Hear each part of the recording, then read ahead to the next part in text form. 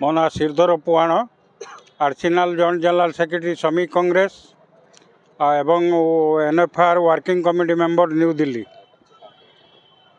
ये निर्वाचन आमर दुईटा यूनियन भितर हुए जे 33% रखिबो से यूनियन रहिबो। ये निर्वाचन आरंभ होती 2007 भी होता 13 दीर्घ दिन गड़ी जाइए गवर्नमेंट करी इलेक्शन एवं 24 पड़ी।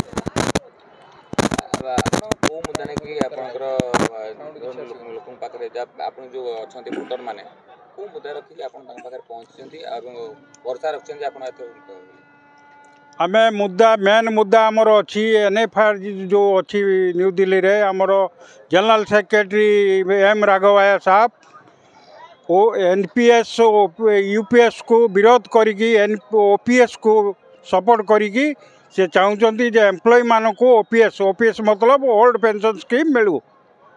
तेणु आमर एम्प्लॉय मानकर भविष्यत जीवन एवं फैमिली जीवन पाई आमे ओपीएस सदाल डिमांड करके आसुचु। आमे यूपीएस को विरोध करचु, एनपीएस को विरोध करुचु एवं आमर जे ईस्ट कोस्ट रेलवे श्रमिक कांग्रेस जनरल सेक्रेटरी रमेश साहू अछंती। रमेश साहू दृढ़ भाव में प्रतिवाद करुचंती एवं श्रमिक लड़ुचंती मध्य।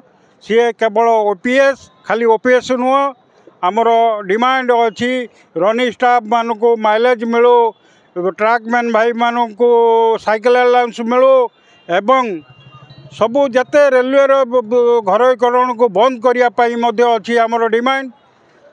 तेणु आमर बहुत प्रकार अच्छी जे डिमांड अच्छी रेलवे बोर्ड रे जे से प्रतिश्रुति की आम देकी आमर एम्प्लॉय माध्यम आम एनएफआर लेवल दि जाऊँगी। भारतीय रेलवे कर्मचारी निर्वाचन आमर ये निर्वाचन आज को दीर्घ 11 वर्ष पर पुणी हो 2013 थे होता। आम तो जिते आसिलु नुआ नुआ से टाइम इलेक्शन होता आज 11 वर्ष पर पुणी इलेक्शन हो इलेक्शन रे आम किसी रेलवे कर्मचारी अच्छा कि कौन बहुत अच्छा बर्तमान आमर जे मजदूर संघ को आम सपोर्ट करुचु। आमर प्रथम मुद्दा हूँ आम न्यू पेंशन स्कीम को हटई केमिति ओल्ड पेंशन स्कीम लागू करूँ। आउ आमर इंजीनियर डिपार्टमेंट थी ट्रकमैन मान एलडीसी ओपन केमिति हो पार आमर से द्वितीय मुद्दा रही। कैंडिडेट को जो मजदूर संघ मजदूर संघर आमर जो अच्छा East Coast Railway secretary Trilochan Sahu आम सपोर्ट करुँ। कौन आशा अच्छे आम तो भावुँ कौन आमर तो 100% आम आशा रखीचु आम जितबू बोली।